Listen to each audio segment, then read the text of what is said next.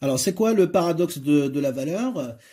En fait, c'est une situation qui a été observée d'abord par l'économiste Adam Smith, vous le connaissez maintenant, le père de la science économique, et qui a été après développée, analysée par David Ricardo, qui appartient aussi à la même école que Adam Smith, c'est-à-dire l'école classique.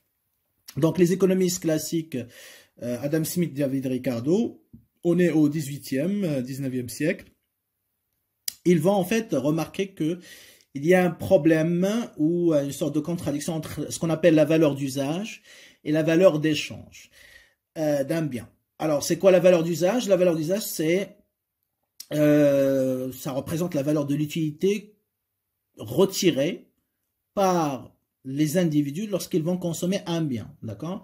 Donc, c'est l'utilité obtenue lorsque je consomme un bien. Voilà, donc la valeur d'usage d'un ordinateur, c'est l'utilité que je vais retirer si j'utilise l'ordinateur.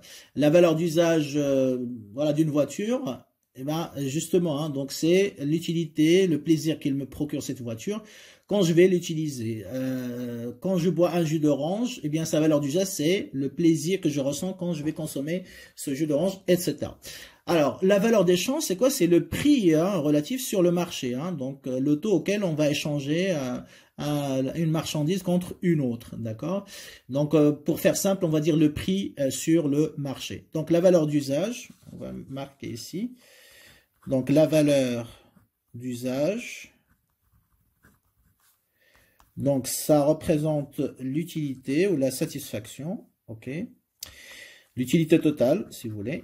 C'est pas l'utilité marginale. Et la valeur d'échange, pour faire simple, on va dire que c'est le prix du marché.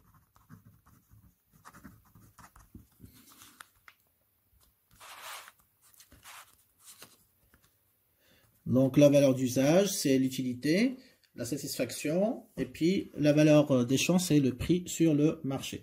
Alors, qu'est-ce qu'ils ont remarqué en fait, hein, donc Ricardo et Adam Smith, que il y a des biens où ces valeurs d'usage et ces valeurs d'échange ne sont pas cohérentes. Ça veut dire quoi? Ça veut dire que ils ont remarqué qu'il y a des biens pour lesquels la valeur d'usage est très élevée, c'est-à-dire qu'ils sont très utiles, mais leur valeur d'échange, c'est-à-dire leur prix, elle est très faible.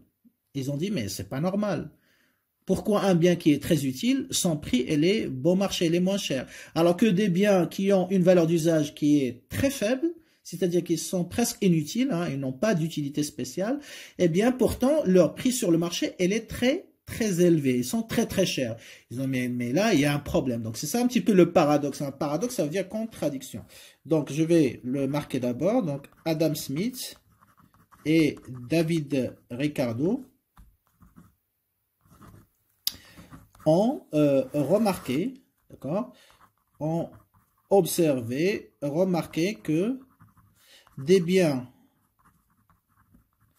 ayant une valeur d'usage très élevée, et sont même nécessaires, indispensables pour la survie, on va prendre des exemples, très élevés, ont une valeur d'échange faible, c'est-à-dire qu'ils sont bon marché. À l'inverse, d'accord, à l'inverse, des biens avec ou ayant une valeur d'usage faible ont une valeur d'échange très élevée. Et donc là, ils ont effectivement créé la contradiction. Contradiction, c'est-à-dire paradoxe, c'est-à-dire ce qu'on a ici appelé le paradoxe de la valeur, ok? Parce qu'il concerne la valeur d'usage et la valeur d'échange, ok? Très bien. Alors, justement, je voulais rapidement l'extrait hein, donc qui matérialise ça. Alors, les choses qui ont la plus grande valeur d'usage, donc qui sont les plus utiles, ont fréquemment peu ou pas de valeur d'échange. Donc, leur valeur d'échange, elle est petite. Et au contraire, celles qui ont la plus grande valeur d'échange, elles ont fréquemment peu ou pas de valeur d'usage. Donc, les biens qui sont très utiles sont moins chers et les biens qui sont peu utiles ou inutiles, eh bien, ils sont plus chers. Donc, et là, il donne l'exemple, hein, justement, Adam Smith, rien n'est plus utile que l'eau, mais il ne permet pas d'acheter, ou ne permet d'acheter que de peu de choses. C'est-à-dire que son prix, elle est faible. Elle s'échange pour si peu de choses, alors qu'un diamant, au contraire, qui n'a que peu de valeur d'usage, donc il est peu utile quand même, comparativement, il est moins indispensable que l'eau, mais une grande quantité d'autres biens peuvent être obtenus en échange d'un diamant. Ça veut dire que son prix, sa valeur, elle est très élevée. Et donc, si je vends un diamant, bah, je peux acheter beaucoup de choses. Vous voyez, donc là, la question que pose Adam Smith, David Ricardo, pourquoi l'eau qui est plus utile, plus nécessaire pour la survie, elle est moins chère que le diamant qui est peu utile? C'est ça la problématique qui a été posée par ces économistes classiques. Et on la retrouve aussi dans d'autres domaines. Par exemple, et souvent on crie à l'injustice et on dit que, mais pourquoi quelqu'un, une star de football, il gagne un salaire qui est, je sais pas, plus élevé, mais il y a un écart abyssal avec un chirurgien, par exemple, ou avec un enseignant, alors que un enseignant ou un chirurgien sont plus nécessaires, plus utiles pour la société qu'un footballeur. On peut se passer d'un footballeur, mais on peut pas se passer d'un médecin ou d'un enseignant, par exemple, hein. Donc, pourquoi ce paradoxe? Pourquoi ceux qui font peut-être des métiers qui ne sont pas très utiles, ils gagnent plus d'argent que ceux qui font des métiers qui sont indispensables pour la société? Donc c'est le paradoxe aussi toujours de la valeur. Alors d'où vient ce paradoxe et comment ça a été résolu? Donc c'est ça notre objectif, hein, donc dans ce qui reste dans cette vidéo. Alors d'où vient le paradoxe? Ok, d'où vient ce paradoxe? Ok, très bien. Donc je vais vous démontrer qu'en réalité, il n'y a pas de paradoxe, hein. Donc c'était juste une erreur qui a été commise par les économistes classiques, notamment Adam Smith et David Ricardo. Et on va voir à quel niveau ils ont commis cette erreur. Et après, on va réparer cette erreur. C'est pas moi personne qui va réparer l'erreur, mais ce sont les néoclassiques et on va voir comment les néoclassiques ils vont réparer cette erreur grâce justement à la loi de l'utilité marginale décroissante et au concept de l'utilité marginale. D'accord? Très bien. Alors, en fait, l'erreur, donc en réalité, bon, je vais essayer de voir là, il me reste encore un peu d'espace. En réalité, le paradoxe vient d'une erreur, d'accord? Une erreur commise par les classiques. C'est-à-dire les économistes classiques. C'est quoi cette erreur? Ok, c'est quoi l'erreur qui a été commise par les économistes classiques? C'est ce qu'on va voir tout de suite. Très bien. Alors,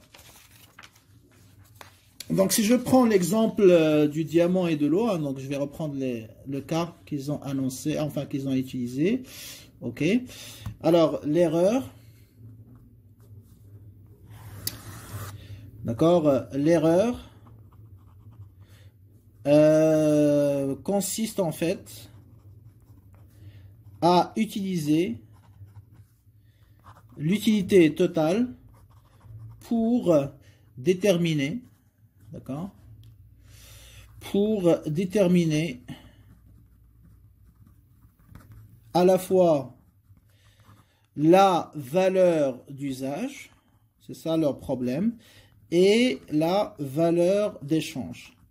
Donc, ils ont utilisé l'utilité totale à la fois pour la valeur d'usage et la valeur d'échange, c'est-à-dire pour estimer l'utilité d'un bien, mais aussi son prix.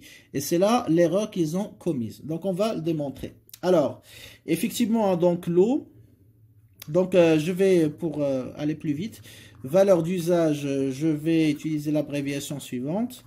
Donc, V pour valeur et U pour usage. La valeur d'échange, je vais la noter VE. Voilà. Comme ça sera plus pratique. Donc, si on prend le cas de l'eau, ok. Alors, l'eau, sa valeur d'usage, donc VU, ok, est fonction de l'utilité totale, n'est-ce pas? Ok, est fonction de l'utilité totale. C'est ce qu'ils ont utilisé, les économistes classiques. Ok.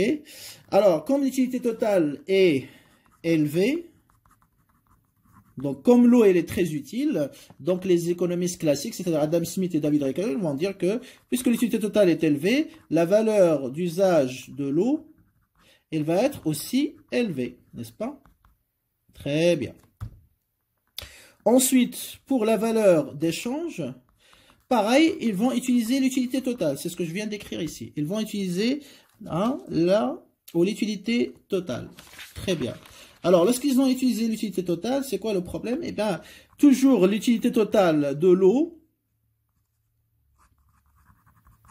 elle est élevée.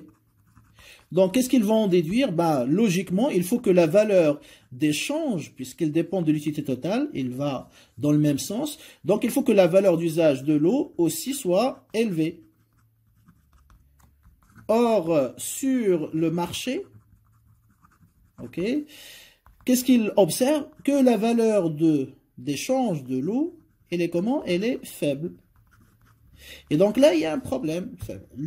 Eux, ils s'attendent à avoir un prix qui est très cher de l'eau parce que l'eau, elle est très utile. Pourquoi? Parce qu'ils ont supposé que le prix dépend de l'utilité totale. Et donc, si l'utilité totale est élevée, le prix doit être élevé. Or, sur le marché, qu'est-ce qu'ils observent? L'inverse. Que le prix du marché, elle est faible de l'eau, même si l'eau, elle est très utile. Et donc là, ils disent qu'il n'y a pas paradoxe. Parce qu'ils ont trouvé un prix qui est différent de celui qui est espéré. D'accord? Très bien. Alors, pour le diamant, donc ils vont faire le même raisonnement. D'accord? Donc, pour le diamant, la valeur d'usage du diamant, bah pareil, ils vont dire que c'est fonction de l'utilité totale. Donc là, il n'y a pas de problème. Il n'y a pas d'erreur. Donc, l'utilité totale du diamant, il est comment? Bah, pour les économistes néoclassiques, donc je vais essayer de, voilà, pour que ce soit plus visible. Diamant, bien sûr, pour eux, elle est faible. Par rapport à celle de l'eau, bien sûr. Et donc, cela implique que, bien sûr, la valeur d'usage du diamant, je vais mettre juste D, sera aussi faible. Donc là, effectivement, il n'y a pas de problème. Très bien. Alors maintenant, lorsqu'ils vont arriver à la valeur d'échange, le prix du diamant, ok, bah pareil, ils vont dire que c'est fonction de l'utilité totale, toujours, hein, ils respectent le raisonnement. C'est fonction de l'utilité totale. Comme l'utilité totale du diamant, elle est faible, donc, qu'est-ce qu'ils disent les économistes classiques? Ils disent, voilà, puisque le diamant il est peu utile, ben, sa valeur d'échange, il doit être aussi faible. Or, sur le marché, qu'est-ce qu'ils observent? L'inverse. Puisque la valeur d'échange du diamant, le prix, elle est élevé. Là, encore une fois, ils voient qu'il y a une différence avec ce qu'ils ont, ce qu'ils prévoyaient comme résultat et ce qu'il existe dans la réalité sur le terrain. Donc, par conséquent, ils vont dire qu'il y a un paradoxe. Voilà un petit peu résumé, hein, donc c'est-à-dire le constat qui a été fait par les économistes classiques Adam Smith et David Ricardo. Et donc là, vous voyez que chaque fois, ils obtiennent ou ils observent, d'accord, un prix qui est différent de de celui qu'ils ont prédit, auquel ils s'attendaient bien évidemment à travers leur raisonnement. Et donc c'est ça qui les a poussés à dire qu'il y a un paradoxe de la valeur, c'est-à-dire une contradiction entre la valeur d'échange théorique, d'accord, et la valeur d'échange réelle, hein, donc qu'ils observent sur le marché. Très bien. Alors, les néoclassiques, ils vont résoudre ce problème, ce paradoxe. Donc, les néoclassiques vont résoudre ce paradoxe, ok, en corrigeant l'erreur des classiques. Donc, ils vont corriger l'erreur qui a été commise par les classiques.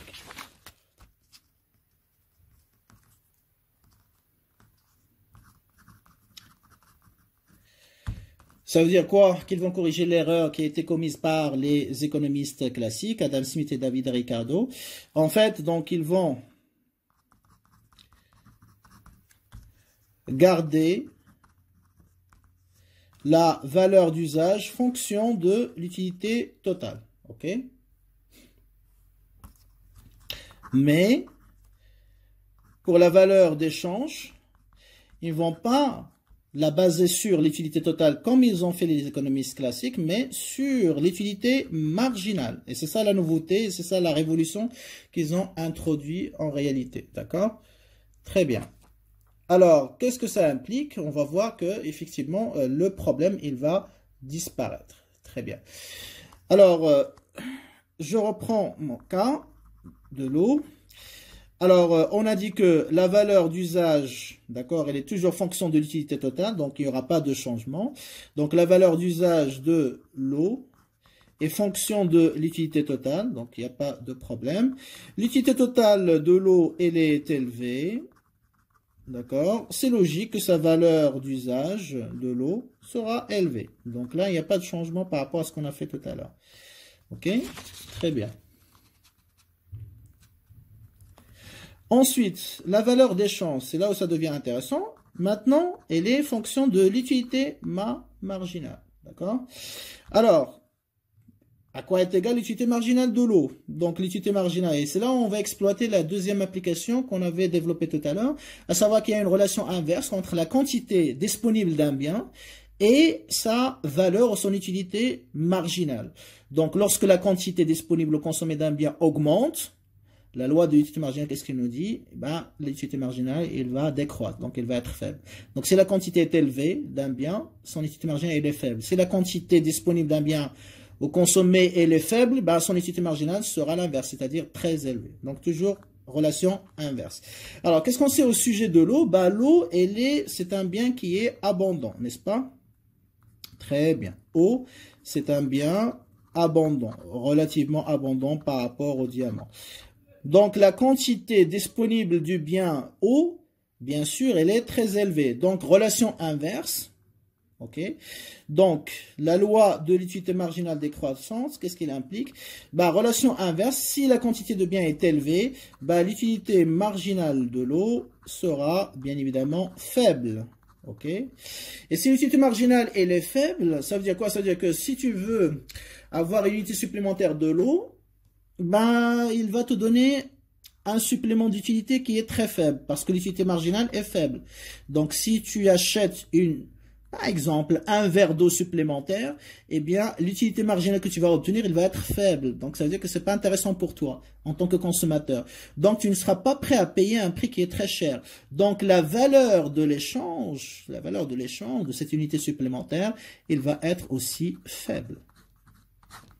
Et donc là, vous voyez avec moi qu'il n'y a plus de paradoxe. Pourquoi? Parce que la valeur d'échange sur le marché aussi, elle est comment? Elle est faible. Donc là, vous voyez, il n'y a plus de contradiction. Valeur d'échange faible, valeur d'échange faible. Et donc le paradoxe n'existe plus. Paradoxe éliminé. Paradoxe éliminé.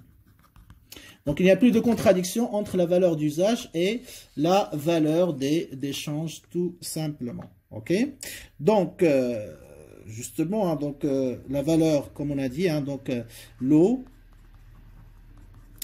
elle est abondante, comme on a dit. Donc, ça veut dire quoi? Ça veut dire que son utilité marginale, elle est faible. Et donc, ça veut dire que son prix ou sa valeur, elle est aussi faible. Donc, il n'y a plus de contradiction. D'accord?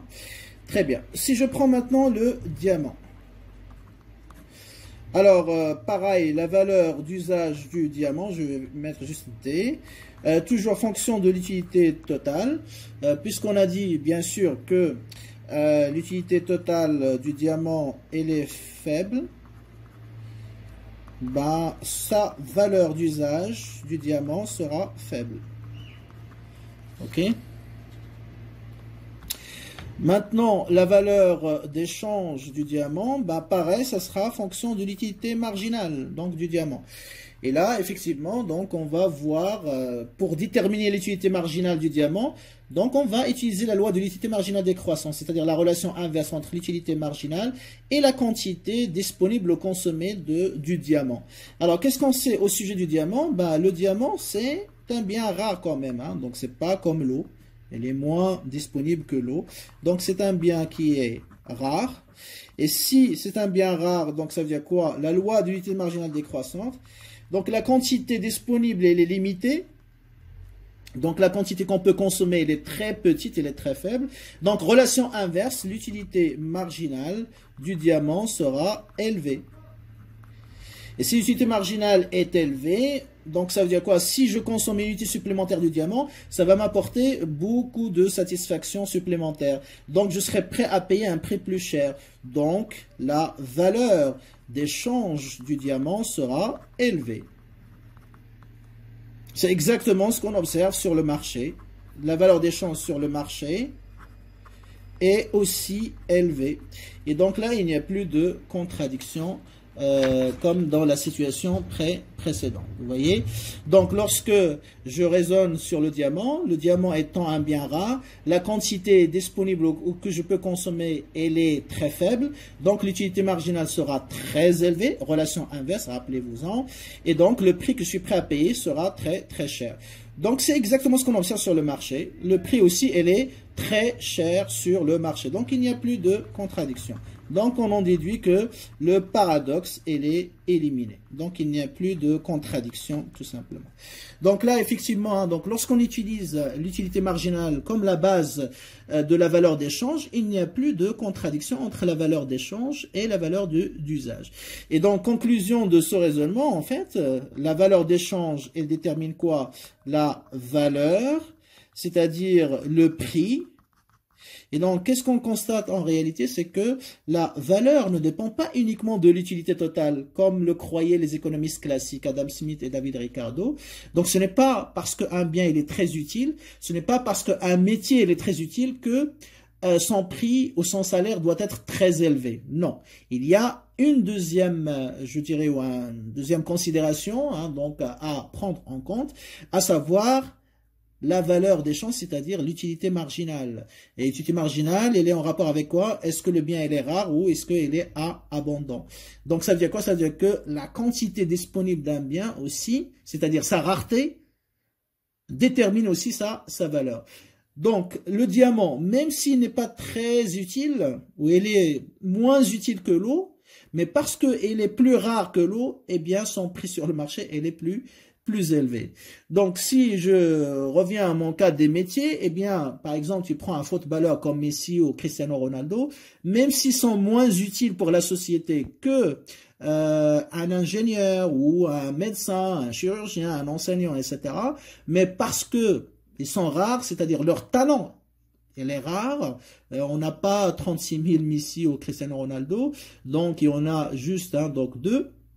Parce qu'ils sont rares, eh bien, leur valeur ou enfin le salaire qu'ils vont effectivement donc recevoir sera plus élevé.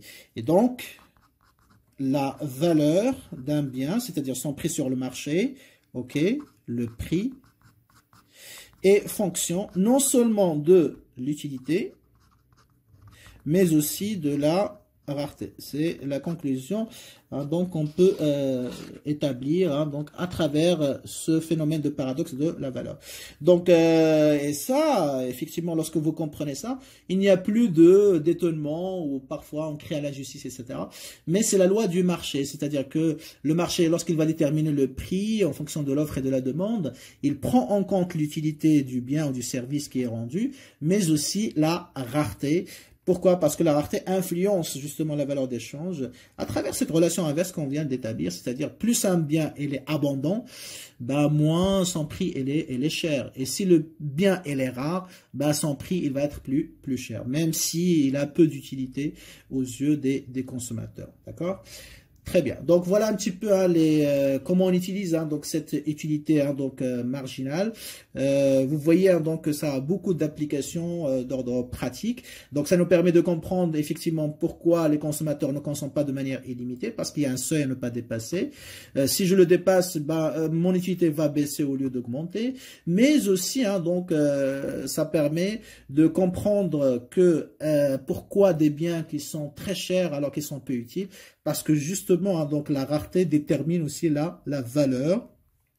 Parce que la rareté influence l'utilité marginale et les consommateurs ils sont prêts à payer un prix sur le marché en fonction de l'utilité marginale qu'ils vont recevoir. Lorsqu'ils vont consommer une unité supplémentaire, ils se posent la question combien je vais gagner de plaisir. Donc si le plaisir supplémentaire qu'ils vont gagner est très élevé, utilité marginale élevée, ils vont payer un prix cher.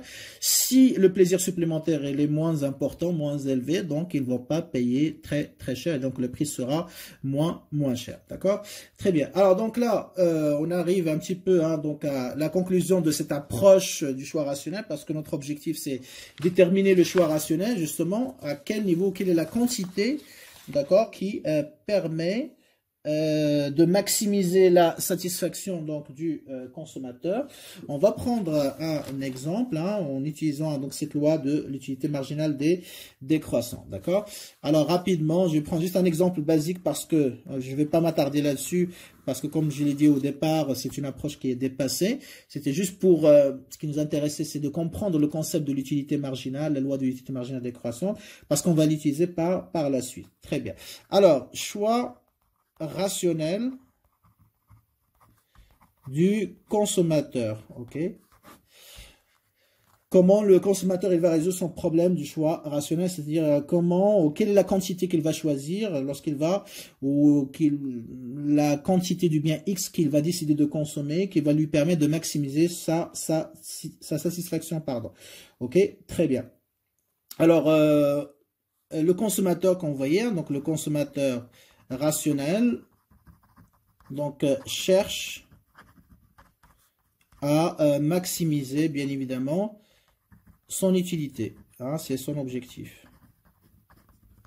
Ok, donc la quantité rationnelle donc de X est celle qui maximise l'utilité totale tout simplement. Ok, donc c'est la règle un petit peu. Okay, donc la meilleure quantité qu'il peut choisir, c'est celle pour laquelle l'utilité totale est à son maximum. Donc on l'appelle la quantité optimale. Et on la note X étoile. Si j'ai le bien Y, bien sûr, donc je vais mettre Y étoile. Donc la quantité rationnelle de X, c'est la quantité qui maximise l'utilité totale. C'est pour laquelle l'utilité totale est à son maximum. Tout à l'heure, dans notre tableau, la quantité qui maximise l'utilité totale, c'était 5. Donc ça veut dire quoi? Ça veut dire que le consommateur ne doit pas consommer ou acheter moins de 5. 4, 3, etc. Non. Pourquoi? Parce qu'il ne va pas maximiser son utilité. Il ne doit pas dépasser 5. Pourquoi? Parce que, justement, son utilité totale, il va baisser. Donc, il doit s'arrêter à X étoile est égal à 5. Très bien. Alors, lorsqu'il y a le tableau, comme tout à l'heure, donc je vais peut-être le ramener ici. Vous voyez? Donc ici, je me pose la question, quelle est la quantité rationnelle pour le consommateur? Quelle est la quantité optimale? Eh bien, c'est celle qui maximise l'utilité totale. Alors, quand est-ce que l'utilité totale est à son maximum? Donc ici, j'ai deux valeurs, 11 et 11, qui correspondent au maximum. Laquelle je vais choisir? Est-ce que c'est 4 ou 5? Donc, là, l'utilité totale, ce que je sais, elle est à son maximum lorsque l'utilité marginale est égale à 0. Ici, ce n'est pas 0. Donc, ça veut dire que c'est ça le maximum. Donc, l'utilité totale est à son maximum lorsque X est égal à 5. Donc, si je m'arrête, ou le consommateur s'arrête à 2, ben, ça veut dire qu'il va renoncer à un supplément d'utilité. Il aurait pu continuer 3, 4 et augmenter son utilité. C'est-à-dire, au lieu d'avoir 8, il aurait pu avoir 11. Et donc, c'est un manque à gagner pour lui en termes de satisfaction. Donc, il n'a pas intérêt à s'arrêter ou à consommer moins de 5. Mais il n'a pas non plus intérêt à consommer plus de 5 unités. Pourquoi? Parce que après 5, qu'est-ce qui se passe? Au lieu d'avoir 11, il va avoir 9, 8. Donc, il va perdre en utilité, là encore une fois. Donc ici, s'il s'arrête avant, il va perdre. S'il s'arrête après, il va perdre. Donc, il ne doit pas dépasser le seuil, c'est-à-dire 5. lorsque l'utilité totale est à son maximum, et lorsqu'on a deux valeurs qui sont égales, donc on regarde là où l'utilité marginale est égale à 0. Donc x est égal à 5. Alors pour le tableau, c'est clair. Maintenant, imaginons que vous avez uniquement la fonction d'utilité. Donc x étoile, c'est x, c'est la quantité de x telle que l'utilité totale est à son maximum, ce qui implique que l'utilité marginale de x, on l'a établi tout à l'heure, lorsque l'utilité totale est à son maximum, l'utilité marginale est égale à 0. Très bien. Donc, on va faire une application très basique, soit u de x, hein, donc je raisonne uniquement pour le bien x, qui est égal à 2x au carré moins 8x. Ok. Donner la quantité optimale de x. Donc, je rappelle, hein, je suis en train de raisonner dans l'approche cardinale et je suis en train de déterminer le choix du consommateur, d'accord? Le meilleur choix du consommateur, c'est-à-dire la meilleure quantité de x, on l'a appelé la quantité optimale ou la quantité rationnelle, on la note x étoile, ok? Très bien. Alors, réponse, c'est très simple. Alors, x étoile, la règle, c'est la quantité de x telle que l'utilité totale est à son maximum, ok? Très bien. Quand est-ce que l'utilité totale est au maximum? Lorsque l'utilité marginale de x est égale à 0. OK? Lorsque l'utilité marginale de x est égale à 0. Donc, ça veut dire quoi? J'ai besoin de l'utilité marginale de x. Qu'est-ce que je peux faire? Eh bien, je vais dériver la fonction de l'utilité totale. Donc, u toujours, c'est l'utilité totale. Donc, umx, utilité marginale, c'est la dérivée de u' par rapport à x. C'est-à-dire 2x au carré moins 8x' par rapport à x. Donc, je dérive cette expression. Il n'y a que du x, donc je dérive 4x, ça fait 4x moins 8. Voilà l'expression de l'utilité marginale de x. Très bien. Qu'est-ce que je vais faire après? Eh bien, je sais que x étoile, c'est x tel que l'utilité marginale de x est égale à 0. C'est ce que je viens d'établir dans la règle générale. OK? Donc, x étoile, pour avoir la quantité optimale, je dois chercher la valeur de x telle que l'utilité marginale de x. Donc, la valeur de x étoile, c'est celle qui annule l'utilité marginale. Donc, je vais résoudre cette équation. J'ai umx, donc umx est égal à 0. Donc, ça veut dire que 4x moins 8 est égal à 0. Et là, je vais chercher la valeur de x qui m'intéresse. Donc, ça fait 4x qui est égal à 8. Donc, x est égal à 2. Voilà la quantité optimale. Donc, le consommateur rationnel, ok, maximisera son utilité si seulement si il choisit de consommer 2 unités du bien x. Voilà un petit peu l'interprétation, vous voyez. Alors là, j'ai raisonné uniquement sur une seule variable, un seul bien. On va voir, lorsqu'on va traiter de l'approche ordinale, on va raisonner sur à la fois le bien x et le bien y. Comme ça, on va déterminer la combinaison, hein, si vous vous rappelez, la combinaison optimale, la combinaison rationnelle. Mais c'était juste une petite introduction pour vous familiariser avec le raisonnement, puisque on a utilisé ça uniquement dans l'approche cardinale. Très bien. Donc là, on va...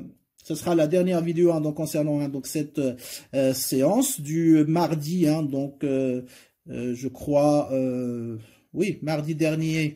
Donc, on était... attendez, hein, j'ai oublié la date, mais bon. Donc, mardi de